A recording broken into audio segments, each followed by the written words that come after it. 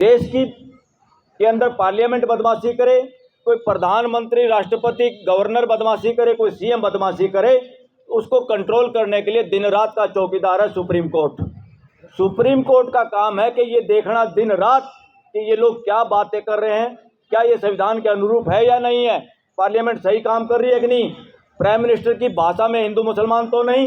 ये सारा काम देश की हाई कोर्ट और ज़्यादा आखिर में सुप्रीम कोर्ट की ड्यूटी है। जब सुप्रीम कोर्ट इस काम को ना कर पाए तभी लोग जंतर मंतर पे या धरने जुलूस निकालने पड़ते हैं। जब सुप्रीम कोर्ट अपनी ड्यूटी में फेल हो जाती है तो जनता की अदालत, जो सुप्रीम कोर्ट से भी बड़ी है, वो जंतर मंतर पे आती है, जैसे आप लोग आए हुए हैं। ये देश की अदालत है। ये कानून सम्मत बात कह रहा हूँ मैं, हवाई बात नहीं कह रहा। इस देश में जब हमारा चौकीदारों का चौकीदार सुप्रीम कोर्ट कुछ नहीं कर पाता, जब वो दबाव में रहता है या चोर और गुंडे से डर के चुप हो जाता, घर की रखवाली नहीं करता, तो उस वक्त देश को खुद अदालत बन के अपना फैसला देना होता है। इसलिए देश में जितने धरने जुलूस होते हैं उसके लिए सीधी जिम्मेदार सुप्रीम कोर्ट है, उसकी नाकामयाबी है, उसका फेल्योर है।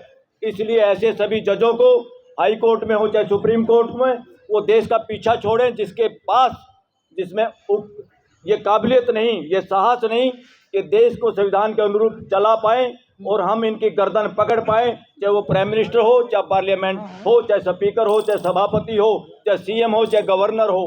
तो इसलिए साथियों, अपने आप को सुपर पीएम देश की जनता, सुपर चीफ जस्टिस देश की जनता, इसलिए हर आदमी का सामाजिक, उसमें आर्थिक भागीदारी में और राजनीति में हर जगह बराबर की हिस्सेदारी होनी चाहिए।